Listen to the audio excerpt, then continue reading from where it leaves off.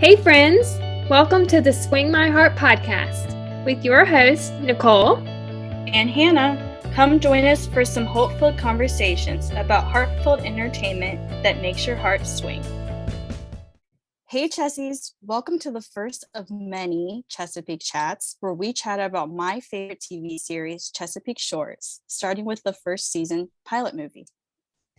Starring Megan Ory as Abby O'Brien Winters, Barbara Niven as Megan O'Brien, Lacey J. Maley as Jess O'Brien, Amelia Ullerup as Brie O'Brien, Diane Ladd as Grandma Nell O'Brien, Treat Williams as Mick O'Brien, Jesse Metcalf as Trace Riley, Caden Magnuson as Carrie Winters, Abby Magnuson as Caitlin Winters, Michael Carl Richards as Wes Winters, and Serge Hood as Dell Granger. And for all the Postables and Hardys out there, we see Lacey as Kelly in the pilot movie of Signed, Sealed, Delivered, and Amelia as Marie in Soulmates, and Dale later on in the series. And Serge Hood played Judge Parker on season 2 of When Calls the Heart. Yes, they did. I always love when we see other cast members from other shows that we like in the different series on Hallmark. I love that. Yes, I do too. It's awesome. So the synopsis for the pilot movie is Abby O'Brien Winters returns to the Maryland town her father built when she receives a panicked phone call from her younger sister, Jess, who asks her for help to keep her in from foreclosing. So, Hannah, how long have you been a Chessie, and when did you start watching Chesapeake Shores? Great question. So I was kind of thinking back, trying to remember when I first started watching the show. I'm pretty sure the first season had already aired. Either that or it was in the middle of airing. I know it was before season 2 came out. It definitely wasn't right away because I hadn't heard of the show, and I actually found it on Amazon later on after some of the episodes were on there. But as soon as I saw it, I immediately fell in love with it. I just love the family dynamics between, all the siblings. I mean, who doesn't want to be an O'Brien, right? I mean, I want to be one of the siblings. Yeah. I'm kind of jealous. And I mean, they live in like a gorgeous place too, which this show does take place in Maryland, but it definitely was not filmed in Maryland because Maryland is not that gorgeous. But anyway, I absolutely love the show. I've loved it since day one of watching it, and I've just continued to love it more as the seasons have progressed. So definitely a Chessie through and through, as it is my very favorite show on the Hallmark Channel. How about you? Yes. For me, I can't remember the exact day or month that I started watching, but I know that it was sometime after I started watching When Calls the Heart. If I remember correctly, I believe it was around the time that Hallmark Movies Now had just started because they had put Chesapeake Shores on their app. So gotcha. I went through, I think, all of season 1 and maybe all of season 2 and 3. Nice. All right. Yeah, that's a good time to start. Yes. So I pretty much binge watched the show and caught up to where it currently was at that time. Right, exactly. I definitely remember. I wish I would have been able to binge watch it. I remember I binge watched, I think, the first season, and I was like, oh man, it ends on a cliffhanger. And then I had to wait like a whole year to watch it, or maybe it was a few months, I can't remember. But I was just like, no, not this cliffhanger. But we'll get to that later on once we recap season 1. But it's definitely very exciting, very intriguing show for sure. Yes. Who is your favorite character on Chesapeake Shores? Okay, so I think when I first started watching, I kind of have always had 2 favorite characters on the show. It's kind of like I've gone back and forth about it because I have like one character who's like my absolute favorite, probably my favorite character on the Hallmark Channel. And then the other character I just love to watch because she's so funny. So I would have to say number 1 favorite character, Kevin O'Brien. He's the best. We don't get to see him, unfortunately, in the pilot movie. His character does show up like in the background at the very end, which we'll talk about later, but we don't get to meet him until episode 1 of the series after the pilot aired. but I just think he's such an amazing character, very strong. He just loves his family, always puts them first, and it's just all about family with him. I just think he's an amazing guy. That's my character. I love that guy. And then I also find Jess so hilarious. I love watching her. I mean, also she runs a B&B. I mean, come on, how cool is that? And she's like, she's the youngest of the O'Brien, so she really has a lot to prove, I feel, and she does it in such a humorous way. And so I love her, and I love her wardrobe. I'm obsessed with her wardrobe. So if I could steal it, I would. It's great. I love all of the characters, of course, and Grandma Nell, she is a given, I think, for all the Chessies out there. Yes, Gran, as the siblings call her. Yes, she's amazing. But if I had to pick my top two other than Gran, I would say Brie and Kevin. Nice. I love Brie as well. I think I will say, I think when I first started watching it, out of the sisters, Brie was probably my favorite when I first started watching. Yes. But then, as we'll talk about later, a certain somebody comes for Jess, and that kind of changed things for me. But I love Brie too. She's up there. Definitely one of my faves. Yes. And her wardrobe for me is awesome. Like, I want Brie's wardrobe. Oh yeah, I mean, all the ladies in this show, like, come on, their wardrobe is just like top notch. And like, for all the Chessies out there, if you don't know, if you do go to the Chesapeake Shores website on Hallmark Channel, they do have a page where you could find all the clothes that are worn in the episodes. And I will say, awesome. I actually have 2 clothing pieces that the sisters have worn because I found them somewhere online. What? That's amazing. Because of this. Yes, so it's great. I mean, I will say that most of the outfits aren't for sale anymore, but you can find them, like, people sell them online, and I've got 2 pieces off of Poshmark from it. So I was pretty excited about that. So that's amazing. Pro tip. Yeah. Do we want to get right into the episode with the general overview? Yes, let's go. All right. Do you want to start us off? All right, so I think we're going to do this a little bit differently than we've done other recaps of other shows. We're kind of just going to go like a general overview, talk about like generally kind of what happened in each of the scenes, just go over them really quickly. And then we're going to kind of get more into just like a chat about our favorite scenes and stuff like that. Yeah. So to start us off, we see at the beginning of the movie, Abby is working in New York City. And we find out that she has 2 daughters, Carrie and Caitlin, and that she's divorced. Yeah. And we kind of start off where I think, if I remember correctly, I think Abby is exercising on a treadmill and she's on a work call. Yes. And, stuff kind of goes from there. Stuff starts to happen. Yeah. One of the things that happens is the lady that watches Carrie and Caitlin is late, and she has to leave because she has to go to work. Right. Yeah. I mean, that's definitely an issue because she's got these 2 daughters, and I think, and it is summer break right now, so they're off school. Yeah. They don't have any.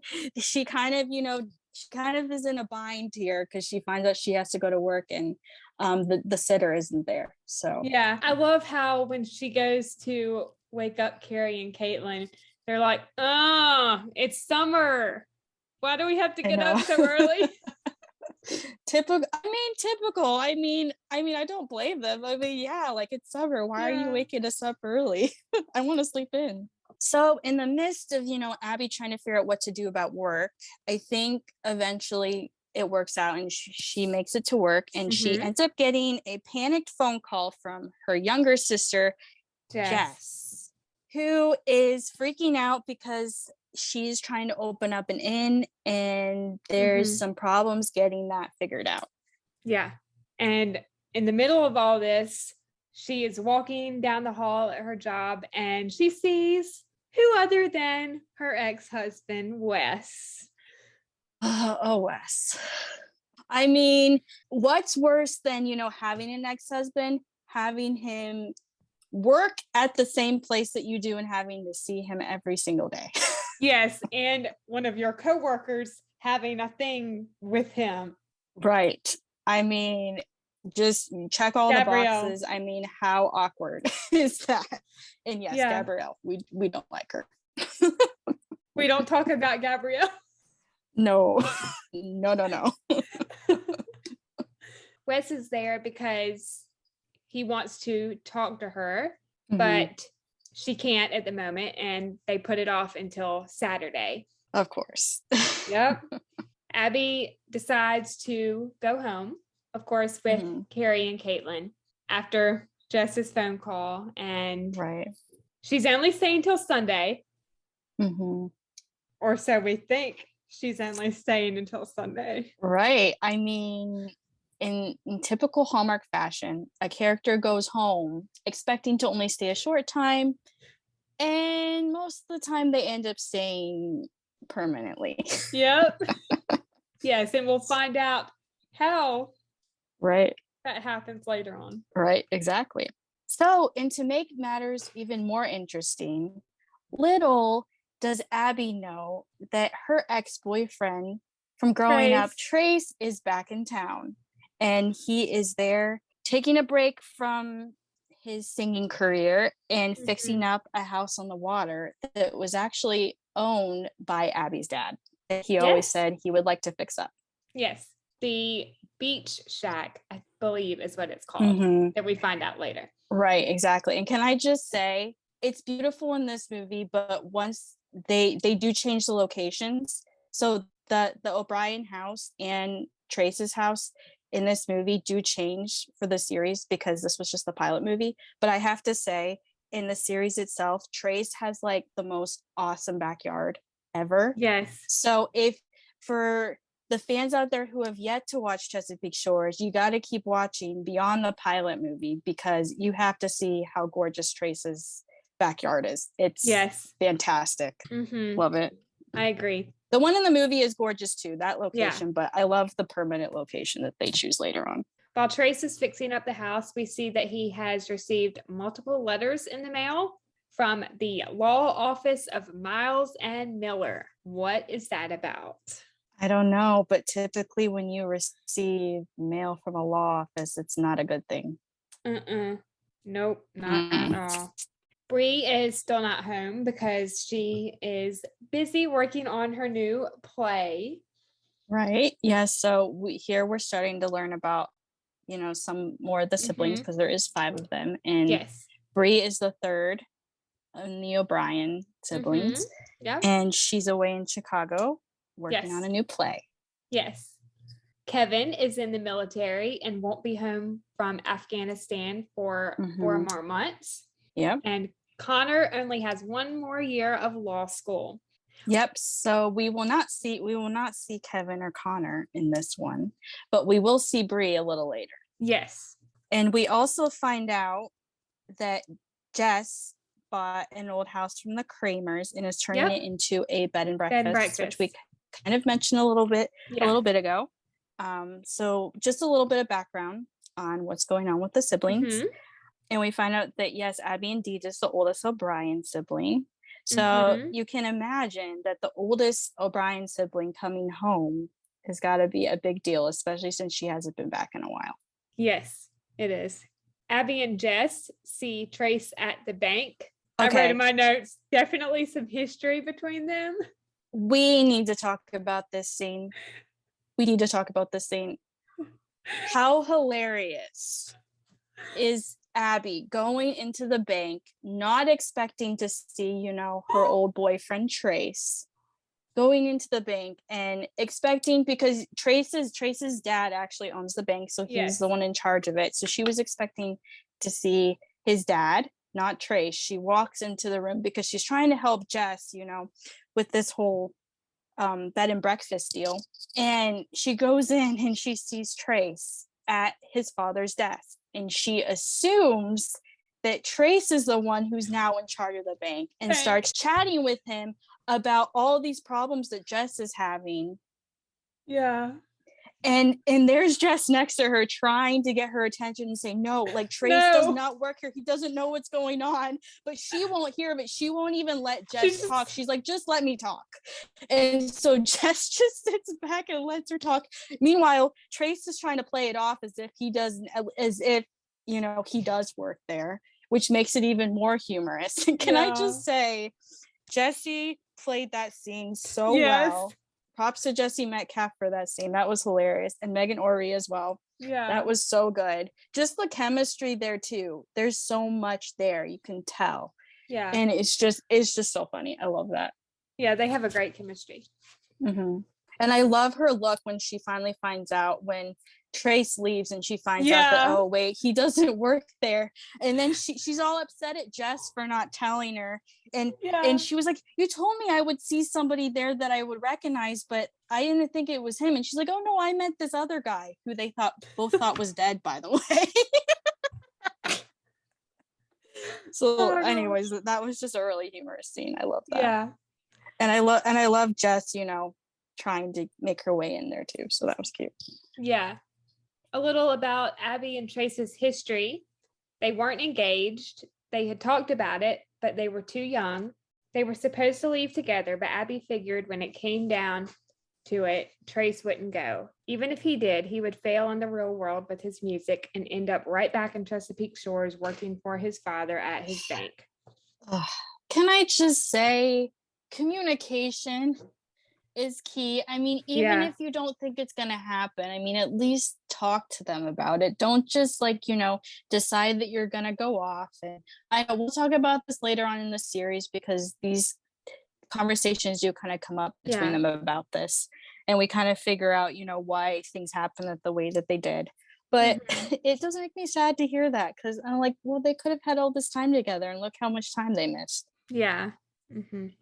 Nick offers to help with Jess's loan, but Abby lets him know that Jess wants to do it on her own. Right. This is when Abby is having lunch at Sally's, and he comes in and they start talking about everything going on. I understand Jess. She kind of wants to prove herself. Like I said, she's the youngest of 5, and she kind of, she's had it rough, especially she has some issues with her parents and everything that has happened there. And she just kind of wants to prove that she can do it on her own. So, I mean, I understand that. But at the same time, it makes me very happy later on when we see her kind of start to let her father help. I believe that Abby even told her father that Jess just wants to make him proud. Right. Yeah, exactly. I mean, exactly. Makes total sense. While they're having lunch, 2 of Nick's friends, Dan and Henry, stopped by Sally's to talk to him about the old church. Some people have approached the historical committee about tearing it down. The rumor is that Mick plans on turning it into something more commercial, which his brother, who we'll meet later on, is worried about. Mick reassures him not to be worried and that no one wants to protect the shore more than the O'Brien family. They're just renovating it to make sure it doesn't fall down. Mick is the one who formed the historical committee. Kind of setting the stage here for some issues that will come up later on with the O'Brien Foundation, because the O'Briens built most of Chesapeake Shores. So they're very familiar with the land and all the stuff. They have a lot of ties there. So yeah. Sally comes by to chat with Abby for a moment, and they start talking about Trace, and of course said, because everybody knows by now that Abby saw Trace at the bank. It's a small town. Yes. According to his mom, Trace has been doing really well with his band, and they played at many Nashville bars and clubs, and he even had a song on the radio a while back, which is awesome.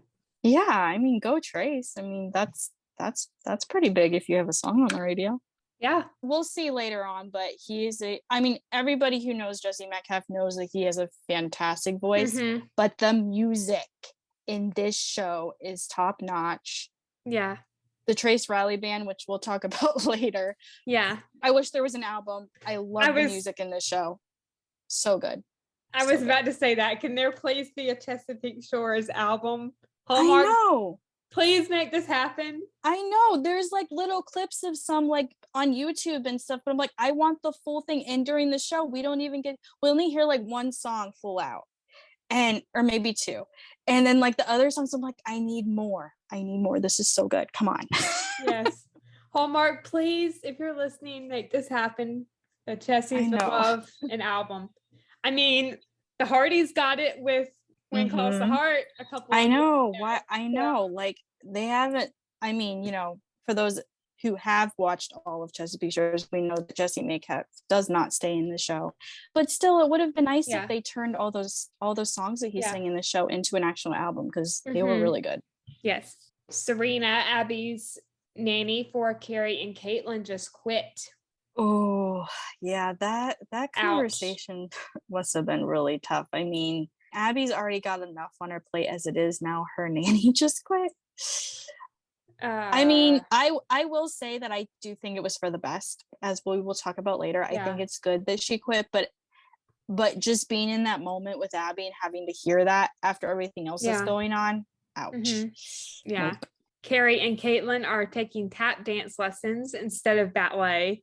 I love that whole conversation, which we could talk a little bit about later. Just them talking to their mom about, no, we're taking tap now. Right. Yeah. I mean, poor girls though. I mean, I definitely feel for them though, because their mom has not been there a lot of the time because she's been busy working. So their nannies had to take them to a lot of their stuff. Yeah. So, I mean, we can talk about that later, but that is one of the reasons why I'm kind of glad that the nanny quit, because I think Abby definitely needs to take more time to be with her daughters. I mean, in this scene, she didn't even know like that they're now taking tap. Like, because like everything's just mixed up together because she's been so busy. She doesn't, she's having a hard time keeping track of what they're doing. So, yeah. And she even finds out that she missed their dance recital when they were mice. Right. We also see that Mick says that he never allows phone calls at the table. I was about to say that, yeah. Because, of course, Abby's on her phone all the time. Her work. Ringing. And they're all sitting at the table, and Mick's like, I never allowed this when you guys were kids. Yeah. So why would I allow it now? Come on. Yeah. The world is so different now. Like, even at dinner, we're all on our phones. I know. Unfortunately, it's true. But there is one exception, at least for me. The mission trip that I have gone on every summer since 2009, besides the past few years because of COVID. When we arrive to the fellowship hall for dinner and worship, we are supposed to all put our phones in the middle of the table, face down, like stacked on top of one another so that we can't see the notifications. Oh, wow. I like that idea. That's actually a really good idea. Yes, it is. Yeah. Yeah, I love that. Yes, very good idea. Doing that always helps us stay in the moment when we're there at worship and enjoying the fellowship with all of our friends. Exactly. And I think that that's also portrayed very well in this scene, with just Mick trying to say that, it's about being present with your family and not, you can put that aside for a while. Yeah. We also find out during some conversations that Abby doesn't date because she doesn't have time. Yep. I wonder why, girl. I wonder why. Because you're too busy with work. Exactly. How many times in this episode are we going to say that? Can't stress that enough. Come on, Abby. Oh my goodness. Their mom, Megan, is doing fine. According to Jess, she abandoned them. According to Abby, she moved. She planned to take them with her, but Mick convinced Megan to let them stay in Chesapeake Shores with their friends and school. So now we're starting to hear kind of about the family dynamic and went on between their parents, Mick and Megan. And you can definitely see the different experiences here, because we do know that, Abby is the oldest child. So of course, she was a lot older when their mom left. Yeah. And so we kind of find out, that she was kind of the mindset that, her mom just moved. She kind of understood a lot more what was going on. And then there's Jess, who was very young. I think Jess was actually 7 at the time when this happened. Yeah. And so she didn't understand. To her, it felt like her mom abandoned them. And we're going to kind of see that throughout the stories too. We're going to see all the siblings kind of have their own thought process about this, depending on, how old they were at the time. So, I mean, it's really sad to hear that, because that's got to be really hard. And I couldn't imagine being in Jess's position. I mean, I think I would feel the same way, especially if, you have no contact really with her. Same. So Trace has had a place in Chesapeake Shores for about 6 months. Mhm. He likes having a house on the water, a place where he can just breathe and recharge. We talked about this earlier, but he bought the beach shack on Spirit Cove and is fixing it up. That was the plan Mhm. when he and Abby were 16 years old. They were going to run away and live there where no one could find them or tell them what to do. Right. I mean, I definitely like this scene because Abby, well, obviously now Abby knows that, Trace bought the place and she's a little Yeah. bit, I think she's a little surprised to hear that he bought the place that they talked about when they were kids, that they were Yes. going to buy. So, Trace, when she finds him, Trace is kind of working on the house and Abby's just, I think Abby was going on a run and she comes and she Mhm. sees Trace and they have this conversation. And I think it's really nice to see these conversations between them though, because so much time has passed, but to see that, in the midst of everything that happened between them, that they can still come back together and have these honest chats, like, Yeah. like they never left, even though it's obvious that, there's still a little bit of tension there. Yeah. But yeah, it's nice to hear that. It's nice to see them have some open and honest conversations. Yeah. We find out a few minutes later that Trace bought the beach shack 6 years ago, and he has been asking if he could since he was 18. And Mick just finally gave in, which we've talked about. Right. That's persistence though. Yeah. He really wanted that place. And it's got to take, a lot for Mick to be able to give that up. So the fact that, Trace got it, it shows that he was dedicated. Yeah. We also find out in the scene that Trace has a dog named Axel, who has been with him for 10 years now, which is longer than Abby was married, she tells him. Yes, it is. Axel is his dog's name. A beautiful dog. Yeah, I know. And I mean, this dog was great, but like I said, this is only the pilot movie. So they do change the dog once the episodes start. Mm-hmm. And I think in this movie, he's a golden retriever. And in the episodes, he's a German Shepherd. Yes. Which I love German Shepherds. So I was very happy when I saw that his dog was a German Shepherd, but golden retrievers are adorable too. So either way. Yes, German Shepherds are great. One of my cousins has a German Shepherd.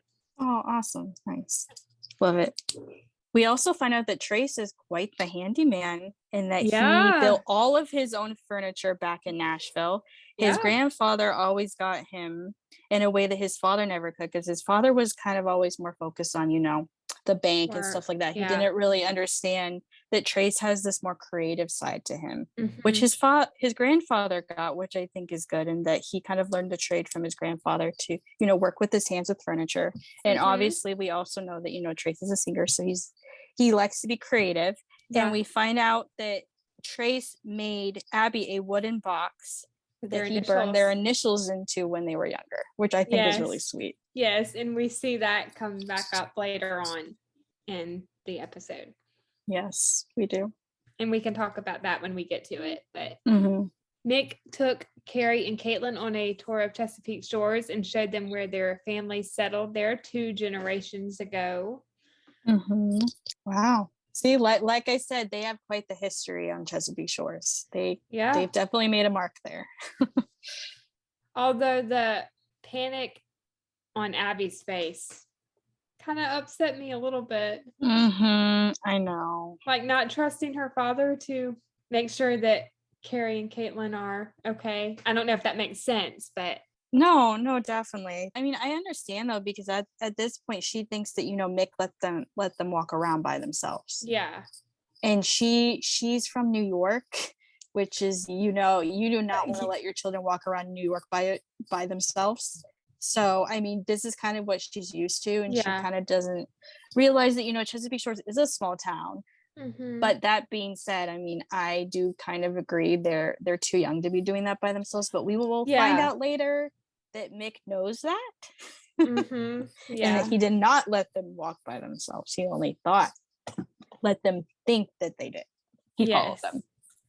Yes, we'll talk about that later, but I agree. I've been to New York. It's a fun place to visit, but definitely nowhere for children to be walking around by themselves, because it is a very busy city, a very crowded city. Oh yeah. No.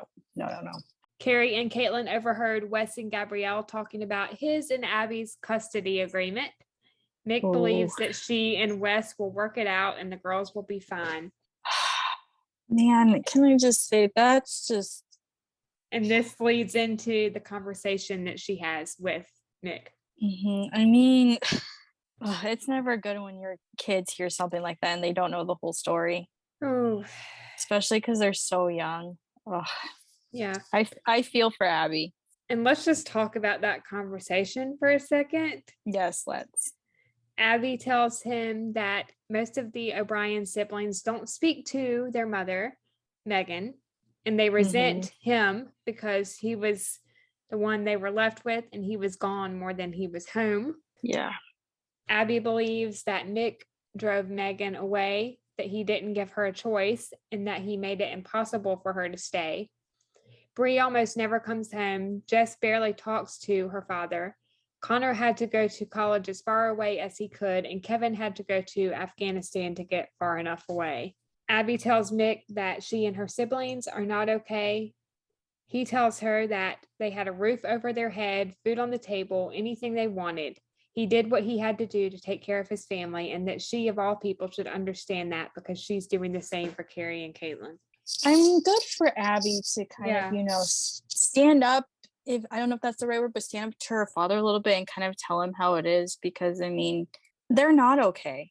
And I think Mick definitely needs to acknowledge that a little bit more, even if he thinks he did the best thing he could for them in the situation. I mean, he still kind of needs to hear them out. I mean, he was still very busy with work, they're saying. I mean, I think, I'm glad they're having this conversation. I'm glad Abby kind of tells him how it is, because, it is the truth. And it is kind of sad to hear, about how all the siblings, kind of had to move away and find their own path, to just kind of move on from what happened and to kind of get over it, if they even can get over it. Because I don't think you will ever fully heal from that. And we'll see that later, that none of the siblings have. Yeah. So we talked about it a few minutes ago, but Mick didn't let Carrie and Caitlin walk home alone. He only let them think they could. He was right behind them. Right. Which we find out later too was something that happened when the kids were little as well. Yes. Megan used to do the same thing. Yes. With Abby and her siblings. Megan lives down the street from Abby, Carrie, and Caitlin. They see each other occasionally on Sundays. In New York. Yes. In New York. In New York. Yes. She takes care of Carrie and Caitlin when Abby is working on the weekends. Yes. In talking to Trace, Abby thought she did everything right. Married the responsible husband, has a high-paying job, is respected and admired, has 2 great kids who go to the best, most expensive schools and get straight A's. Except it's all a lie. Her life is not perfect. She's missing everything. I love that they're talking again, and that, Abby's kind of, tells Trace, what she's been going through. And I appreciate that. Like I said, it's just, it takes, a lot of respect and trust to be able to share stuff like that. So the fact that she's still able to share that with Trace says that, he really is a true friend. And, even though they kind of lost touch for a long time, they're still there for each other, which I really appreciate. Yes. I also love in this scene how she admits she shouldn't have left the way she did. Yeah. And that she was a coward. Right. She was just a mess when her mom left, and she got into NYU, and she just thought it would be easier because she didn't know how to say goodbye. And she apologizes. She also says part of her always thought he would come find her. And Trace says, "How do you know I didn't?" And then this is when... Here we go. Honesty. This is when Jacqueline Saunders, Kelly Saunders' younger sister, shows up to meet Trace. Of course. Interruption. Of course. Like, it's like they're finally having the conversation that, they've been waiting years to have, that they should be having. And then lo and behold, somebody shows up. And it's not who Abby thinks it is, but we're led to believe that it's something else. Yes. Looks like Trace in this scene, they're going paddleboarding. And I think he's giving her lessons. Yes. They don't really talk about that, but they have paddle boards. And he said, "Are you ready to go?" at the end. So. Yes. So this next scene, this was tough. Abby is running home, and when she gets there, she sees an ambulance, and Nell is being taken to the hospital. At that moment, what were you thinking when you saw that?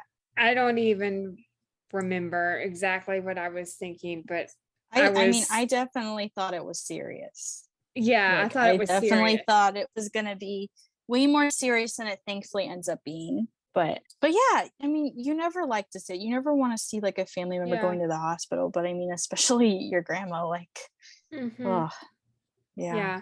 Abby needs all of her calls transferred to Jack and her schedule cleared for the week so that she Because can, she decides to stay.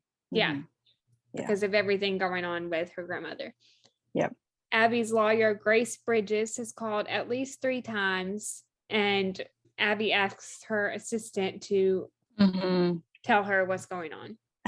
Once again, she's getting multiple calls. Oh, There's a lot going on there. We also find out that Jess left messages for Brie and Connor regarding what's going on with their grandmother, but she says that she doesn't want to tell Kevin because obviously he's away working and he wouldn't be able to come back anyways, and she doesn't want to scare him, which is very understandable. I think it would, once they find out, obviously if it was more serious, they would let him know.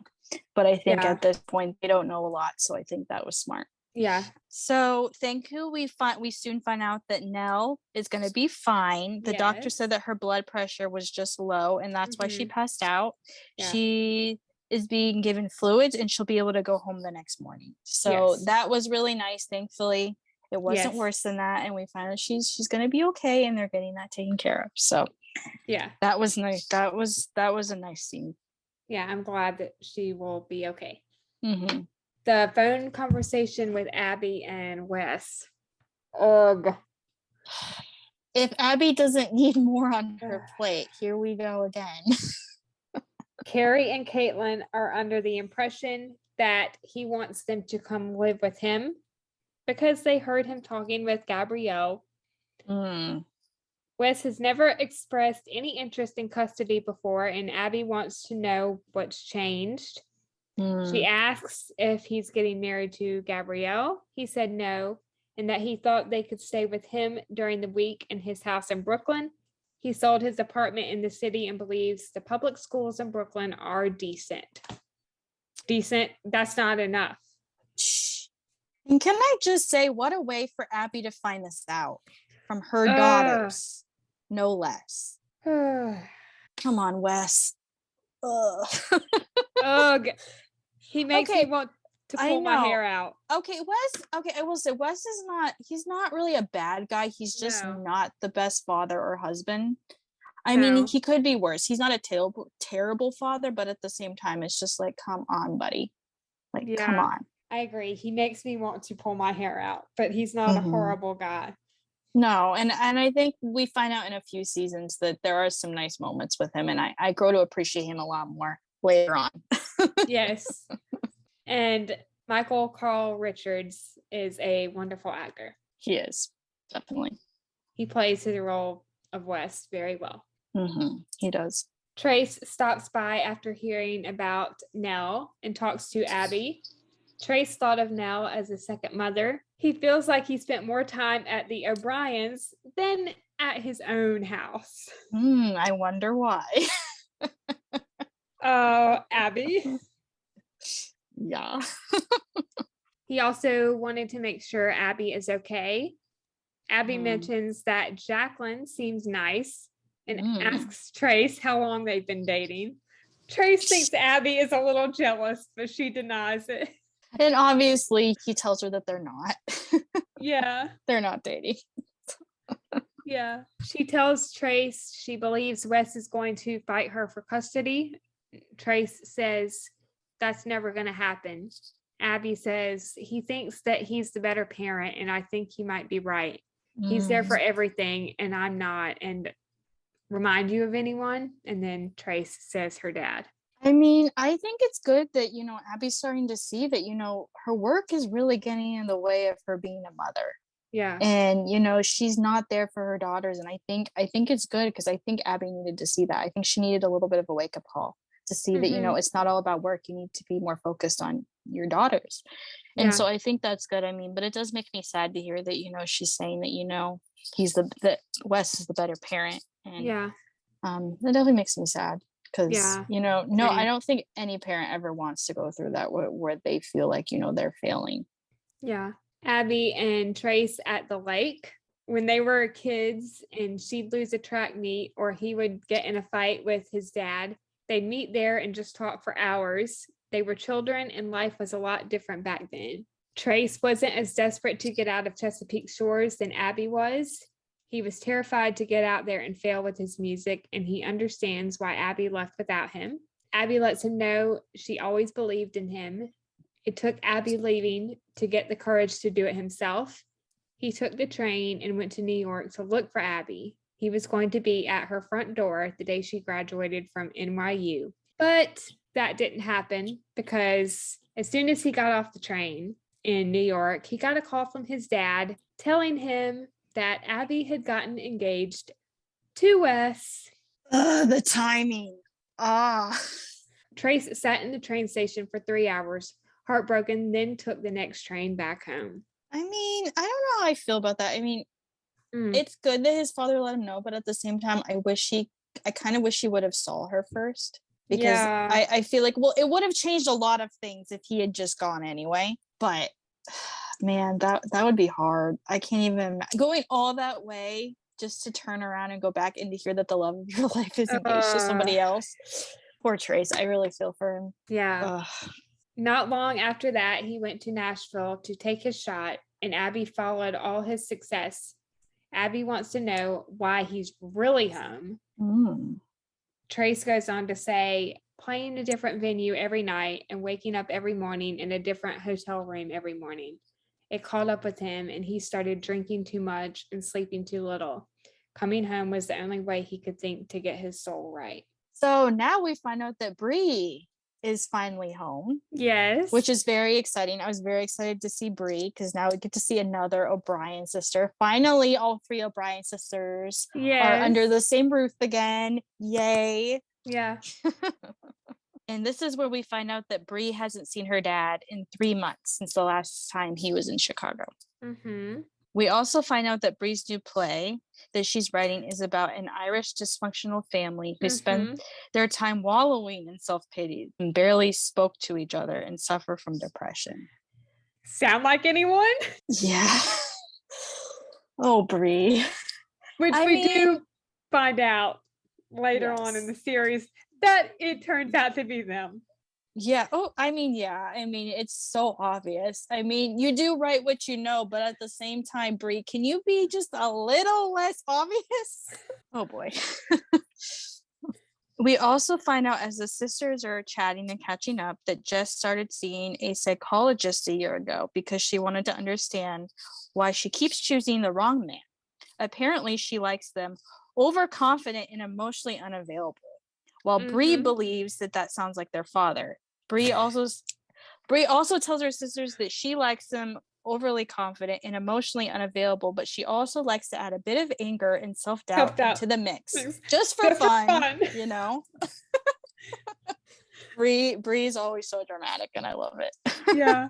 Amelia delivers that line perfectly. She does. She was made for the character of Brie. Yeah. She is Brie. Brie O'Brien. Yes. As her father. Yes, O'Brien. Got to add the O'Brien in there. And we'll find out why later on. Yes. Brie is in a relationship with Martin Deming, a renowned playwright and theater director. He is both intense and insightful without being pedantic. Chicago Tribune. And here's a little cool behind the scenes tidbit for all the Chessies out there who don't know. Martin Denning is the actor who plays Martin Denning is actually Amelia Ollerup's husband in real life. Wow, I don't think I knew that. Yeah. They're married in real life, which is really cool. I don't know if they were married during the time when this first came out. I don't know how they met. But yeah, Bree's boyfriend at the time in the show is her husband in real life, which I think is really cool. That's awesome. But it's funny though, because if you know Martin in the show, he's not super likable. So it's kind of hilarious that they're actually married in real life. So I love it. There's a fun behind the scenes tidbit for you guys. Yeah, that's really cool. Her first play got amazing reviews. Her second play didn't do as well. Her third closed in a week. She thinks she lost her edge and can't seem to find anything to replace it with. Jumping forward to one of the next scenes, Abby is on the phone with her boss, Jack. He tells her that Gabrielle convinced the other partners that the playground merger was a solid view. The paperwork has already been filed. The Grayson brothers haven't signed it yet, but they leave first thing tomorrow for China to begin the transition process. Abby wants to speak to them face to face before they leave. And Jack is going to make a call to plan a meeting in the Baltimore office. Ooh, well, I kind of like this scene because it kind of sets the tone for what Abby is going to be doing from now on. Yes. So, I mean, I definitely thought it was very interesting that, Abby wants to, she needs to be in the space. She needs to be in the office to have this conversation. Yeah. I mean, it definitely shows how dedicated she is to her work. She needs to be in that zone. And so I definitely thought it was interesting that, they would have, her boss would call somebody at a completely different office in another state and ask if she could go in to have this conversation. Yeah. When Abby goes down for breakfast, she finds that there is a very nice meal on the table ready for them. And she finds out that Carrie and Caitlin are actually the ones who cooked it. And that her mother, Megan, their grandmother, is the one who taught them how to cook. And Abby had no idea. Yep. She also taught them how to do laundry as well. Yes. And Megan has told Carrie and Caitlin that Abby never wanted to learn how to cook. I love how Abby's like, well, that's not true. Well, maybe it is. That's not the exact words, but yes, something along those lines. Yes. After breakfast, Abby leaves for her meeting in Baltimore, which we find out goes well. Yes, very well, actually. Yes. Nell believes that now would be the perfect time for Mick to make amends with his daughters now that they're all home. He says he was a good father and that there was nothing they wanted or needed. Nell says that they needed him. He was there as much as he could be and doesn't want to apologize for doing what he thought was best for them. Nell says there is a fire inside of him that he was born with and got from his father. He needed to make a mark in this world and he wanted to build a legacy. I'm with Nell on this one. Yeah. I mean, once again, as we will see throughout the series, Grandma Nell, or Gran, as the siblings call her, which I like to call her too. Gran is always the voice of wisdom in the family. She's the one who kind of always brings it back to where it should be. Yeah. And I have to say that, I agree with her. I mean, Mick needed to hear that, even though he's still not quite hearing what his mom's telling him. But, he needed to hear it because, I think she is right. Although I do think in some ways Mick probably did try his best, but I don't think he quite understands what else was needed. Yeah, I agree. We also see after Abby's conversation at the office that Del Granger, who is in charge of the Baltimore office, offers her a job because he was very impressed with watching Abby work during the conversation that she had. So, I mean, that's exciting. Yeah, it is. Yeah. And he would be a great boss for Abby. Oh, yeah. It's so much more laid back, which I think is what Abby needs. And we'll see that conversation later on. Yeah. He seems like a nice guy, and Serge plays that part very well. He does. Yes. We also finally see Jess's house. I love this scene. Yes. He picks up the hammer. Which we'll talk about because that is in my moments. Right. Yes. So we see the house that Jess is living in that she's trying to turn into a bed and breakfast, which she bought all by herself. We find out that it was built by her father, Mick, and her grandfather. So there's a little bit of family history there. And we see that she ends up accepting help from her dad because she walks into the house and she thinks there's an intruder in there. And we will talk about this a little bit, but she grabs a hammer and she starts making her way into the kitchen, not sure what's going on. And then she sees that Mick is under the sink trying to fix it. And she's like, Dad, what are you doing? Yeah. And they have a conversation. And finally, she agrees to let him help her, Yeah. which was nice. So that shows a little bit of growth there, because before she did not want to let him help. Yeah. So that was nice to see her accept his help. Yes.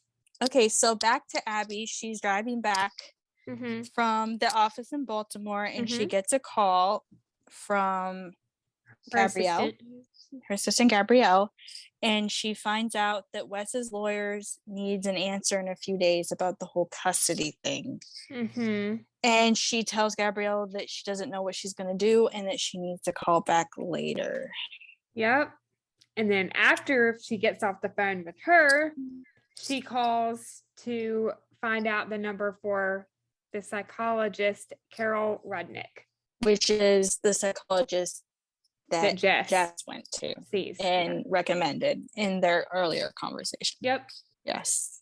I don't blame her. Can we just talk about that next scene really briefly for a second? It's in my funniest moments, but while we're here, yes, it cuts to Abby laying on the sofa, and we think that she is at the psychologist, but she's talking to Trace's dog, Axel. I love the way that was shot. It was so good. So funny. The last line in that scene from Abby, she says, "Same time next week." Right. And I think it's funny too, because I think we missed a scene earlier on at the lake when Trace comes to pick Abby up late at night and on his bike, and he asked her to come with him, and they go to the lake and they have that conversation.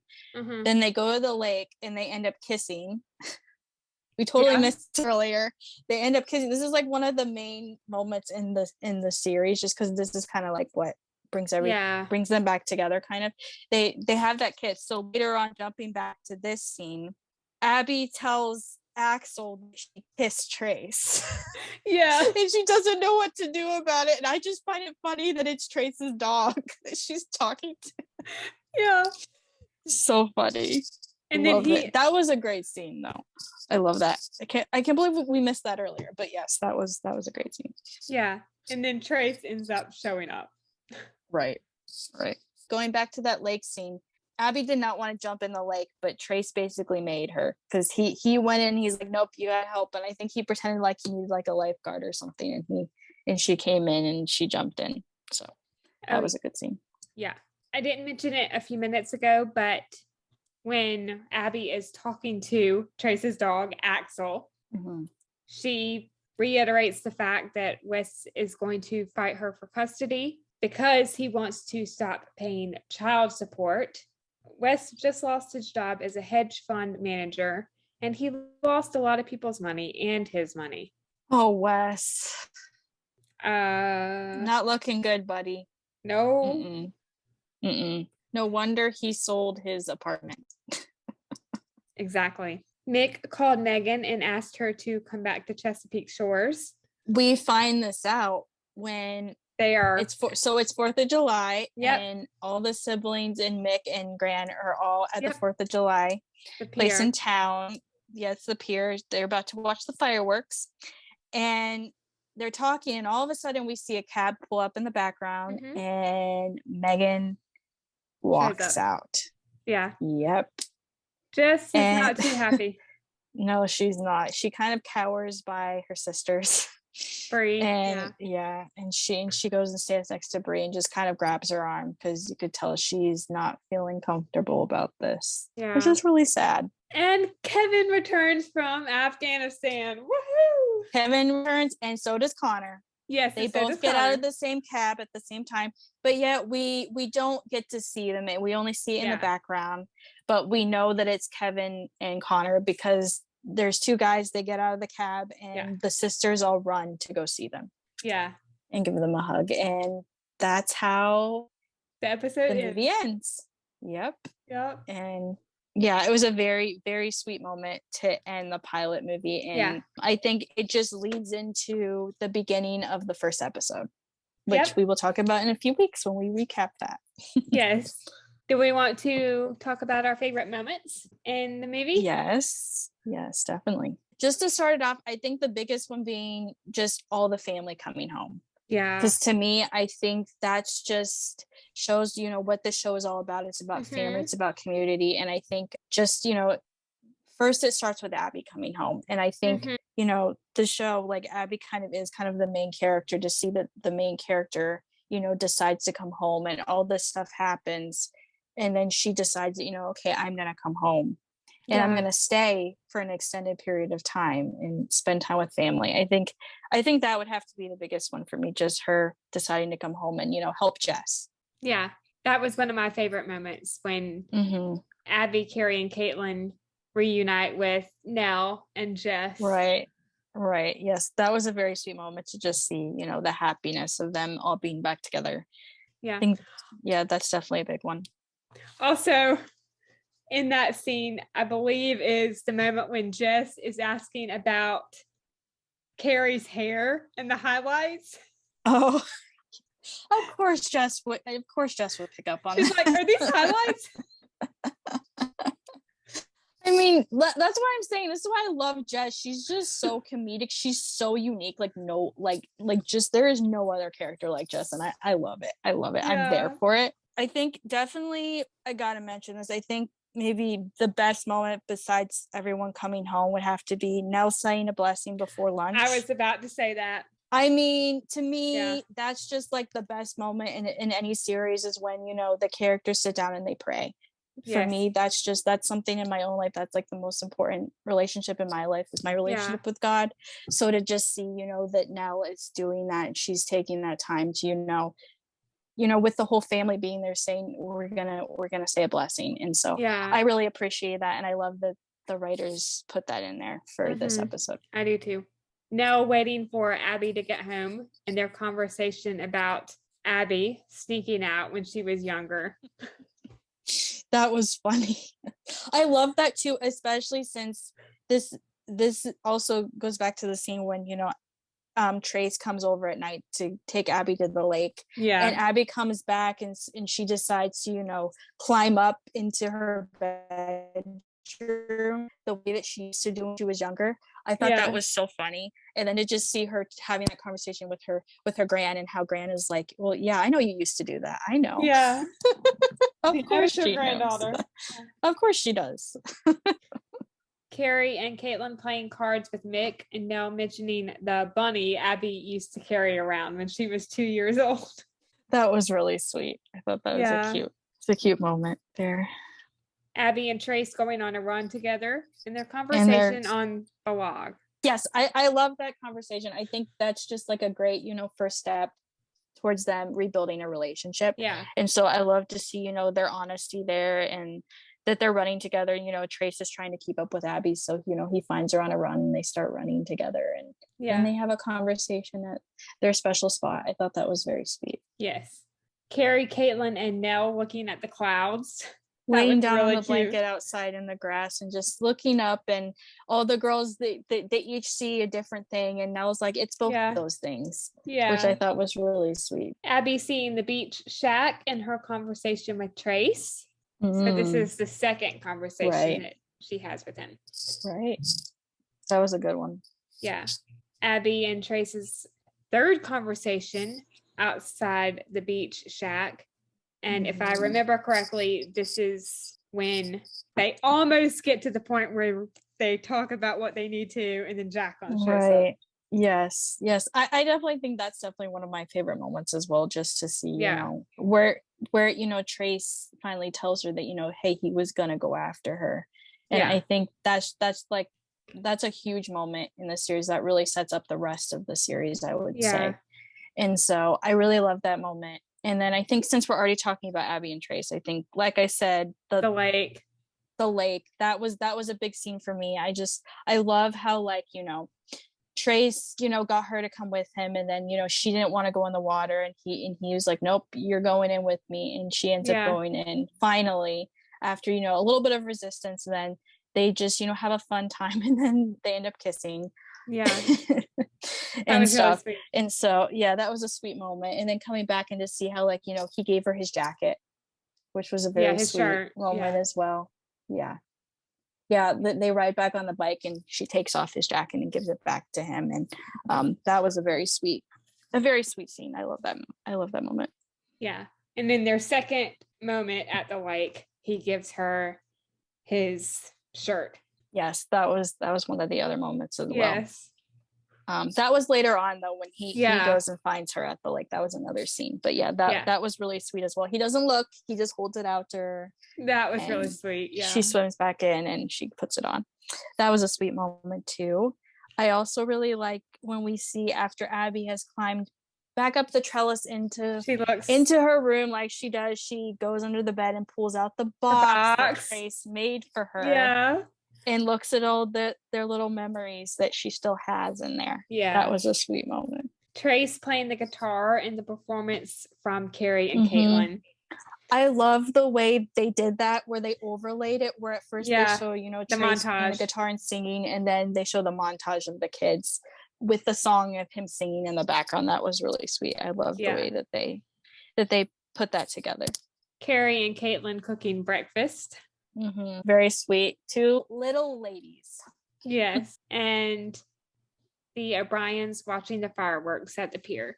And Kevin and Connor's return. I think, yes. And Megan's return. I think, yes. Those are the biggies. That's, like I said, that's the big one for me, is all the O'Briens back together. Yeah. What were some of your funny lines and moments from this first episode? I mean, Jess being Jess. Yeah. The amount of times that she calls Abby and just like expects her to help her, I think is so funny. The biggest one though, I'd say the biggest one of the pilot movie was when Abby sees Trace for the first time in the bank. And just that conversation of, him playing it off as if he does work there because that's what she thinks. And just the humor of that. And then Abby finding out that he doesn't work there and being mad at Jess because Jess didn't tell her. That's the biggest one for me, I think. Yeah. Another one for me is in the first scene, I believe, and it's from Carrie. And of course, she's talking to her mom, Abby, and she says, "Don't we have personal lives?" Because this is when Serena is late and right. Yeah. They don't really want to get up out of the bed that early. Right. Yeah, Abby, get it together. Of course, it's summer. Why do we have to do this? We have our own lives. Yeah. Abby and Jess's phone conversation when she says, "Is this about a guy?" And then Jess says, "No, this is not about a guy. Why would you even ask that? I'm not a baby. This is an actual emergency of drastic proportions." Once again, Jess is so over the top with her, needing her sister's help. And we see this throughout the series, how many times she calls her siblings just freaking out about things. I love it. This is why I love Jess, because she's so unique. So unique. Trace asking his dog Axel to hand him more nails. And he says, "A lot of help you are." That was funny. I would have loved to see Axel grab the nails in his mouth and bring it over. Yeah. Me too. Are you implying, Trace, that Axel has done this before? I know. Grandma Nell, who retires at 55. I believe this is when Abby had just arrived and she was asking where her father was. And Nell said that he was out of town, and then she says that.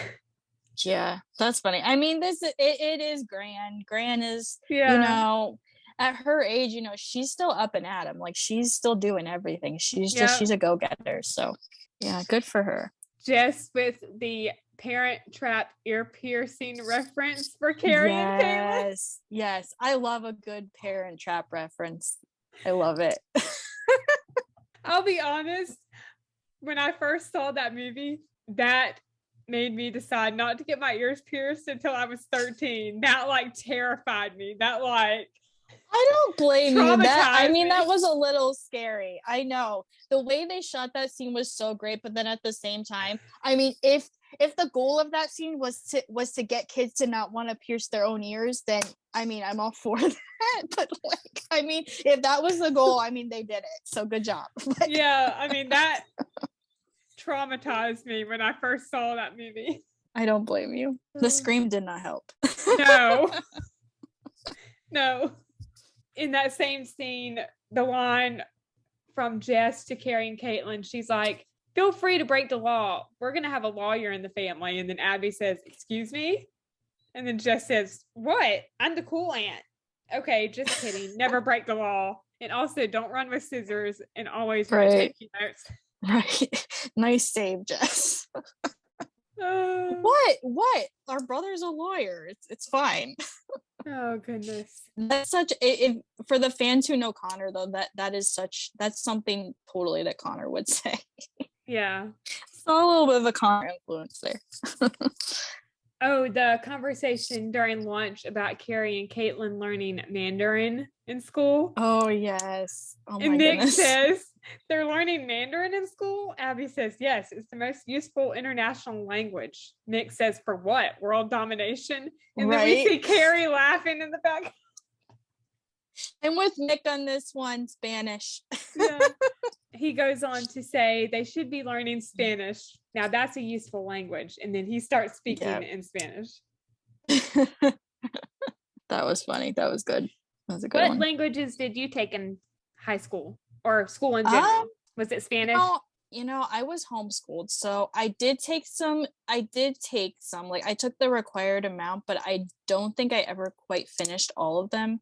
So I've never been that great at languages. So I kind of like bounced around a bit because like I just like wasn't into it.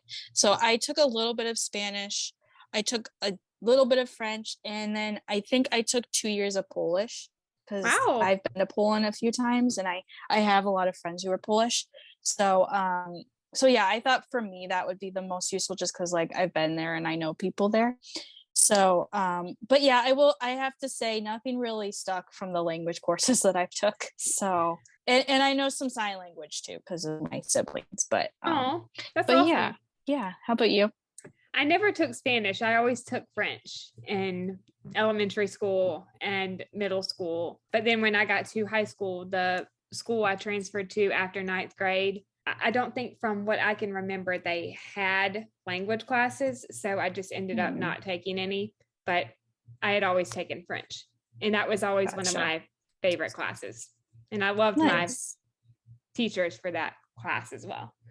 That's nice. I always wished I was into the languages. I always had a hard time with it. Like remembering and comprehending it was always a little challenging for me. So it never really stuck for me, but I've always wished that it did because I would love to be fluent in another language. Yes. And I actually have a friend who is from France that I have known since preschool. I have some French friends too, so that's great. Abby, when she's talking to Trace about Jacqueline, and she says, I'm not jealous. And not Trace jealous. says, clearly. Oh, that's funny. Brie's line when she first gets home and Nick walks away and she says, guilt and sarcasm in the same sentence. That is impressive even for him. Right. Also, Brie talking about her book.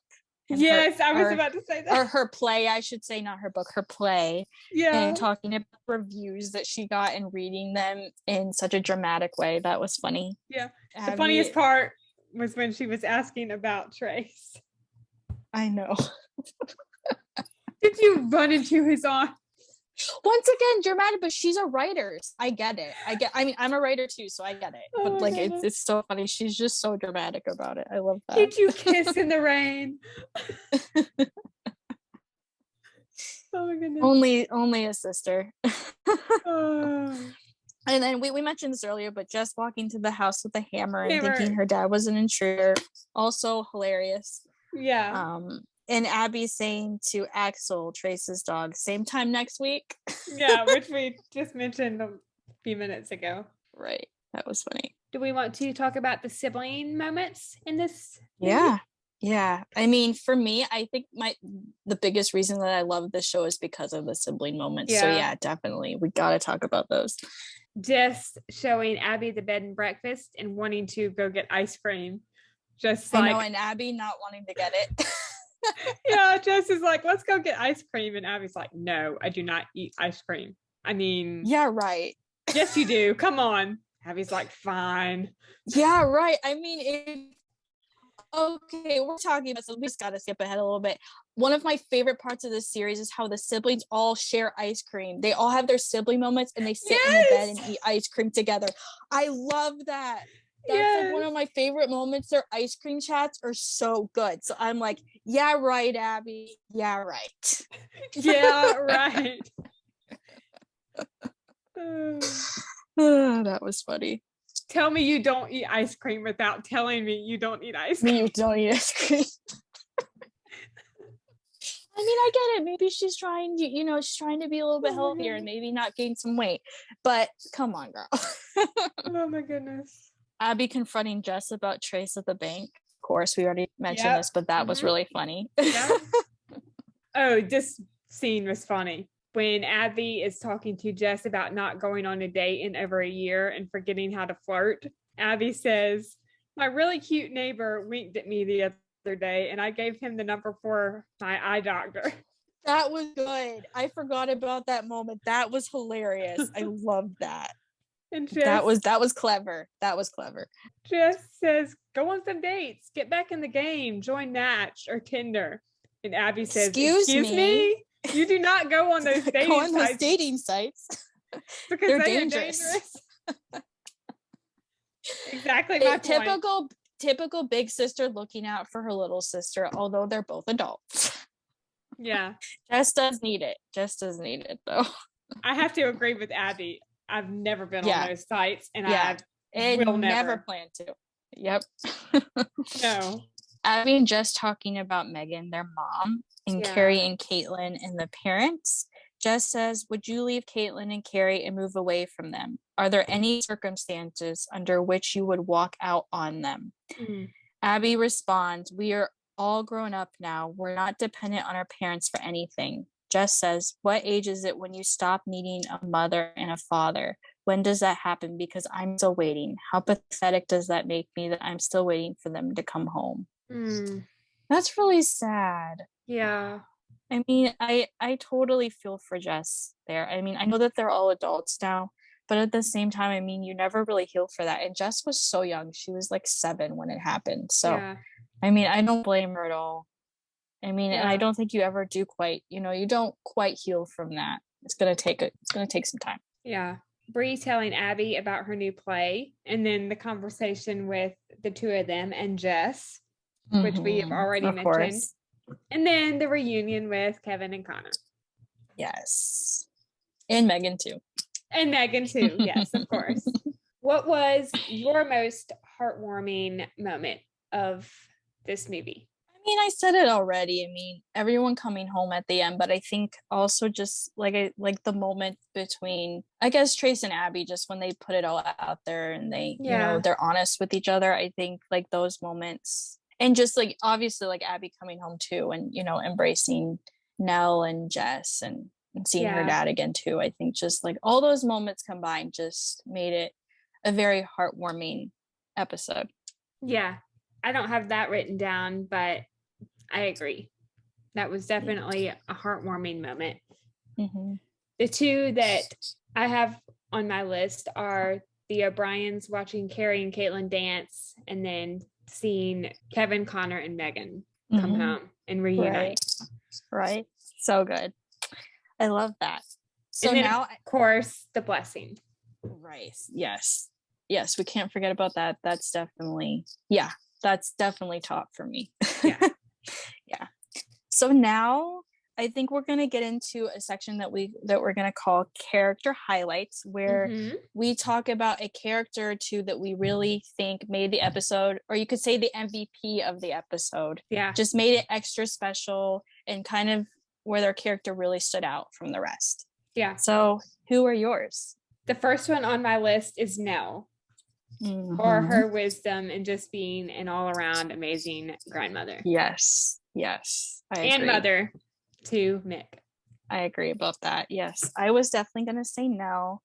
I was also I kind of was going back and forth because I have a few, like, I could also say Jess, just because, she's the one who ultimately got Abby to come home.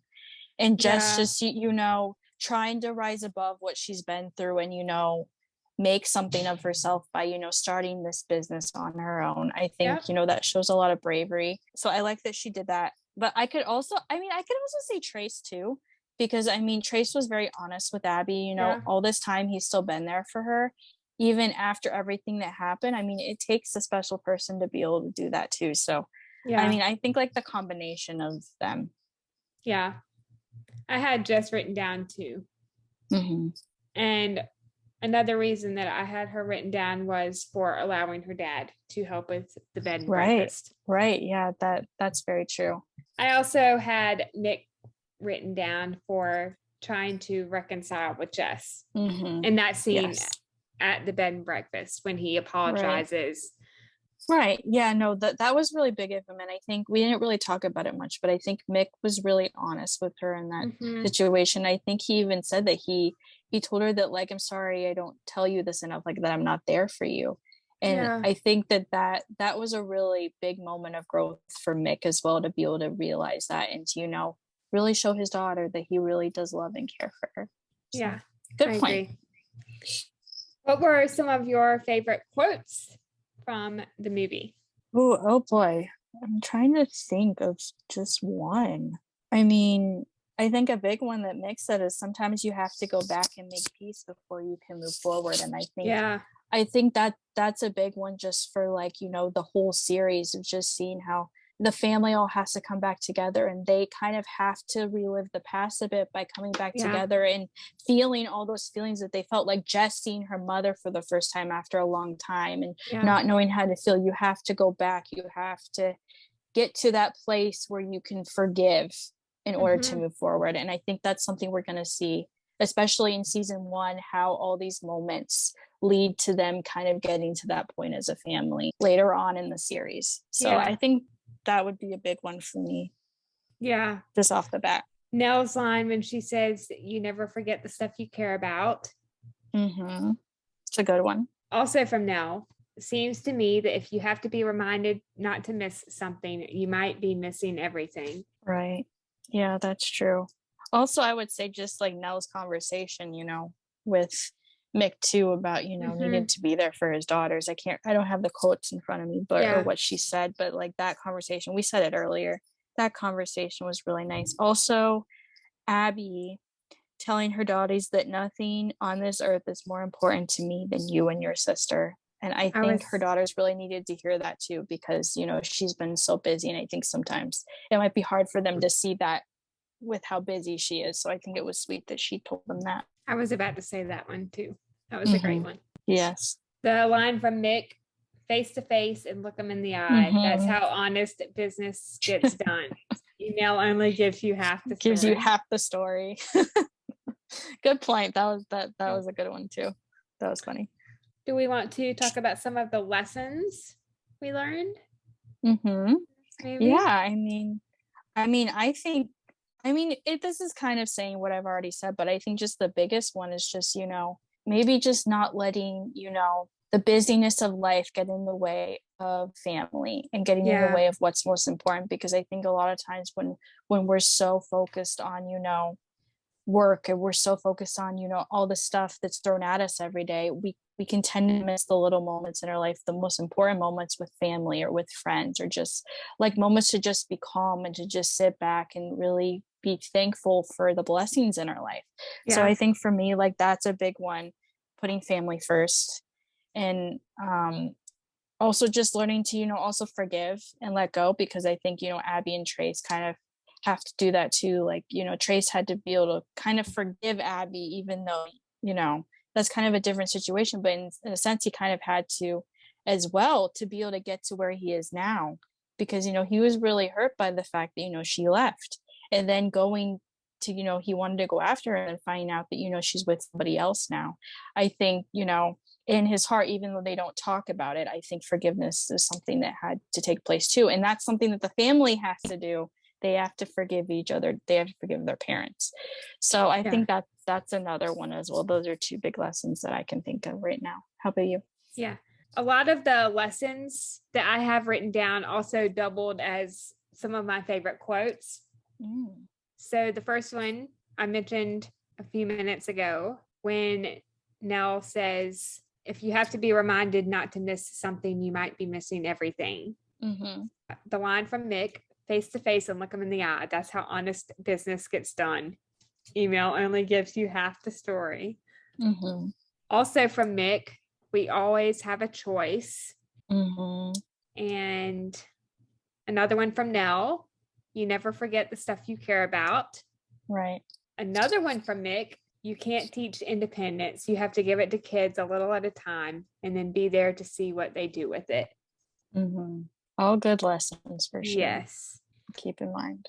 Well, Chessies, I think that wraps up our recap of Chesapeake Shores, the pilot movie. We had so much fun recapping with this, and we can't wait to recap seasons 1 through 6 of Chesapeake Shores this year. We will be back in a few weeks to recap the rest of season 1. We're planning to do 2 episodes at a time, so we're looking forward to that. And I think the next few weeks are going to be a little bit busy for us, which is why we're planning to be back in July to recap episode 1 and 2. Yes, as most of y'all probably already know, I will be attending Rama Drama in West Palm Beach, Florida next weekend. Get your tickets if you haven't already, because it's going to be an amazing event and a chance to meet a lot of your favorite Hallmark talent. I will also do my best to vlog while I'm there for a special episode once I have returned, which should be a lot of fun.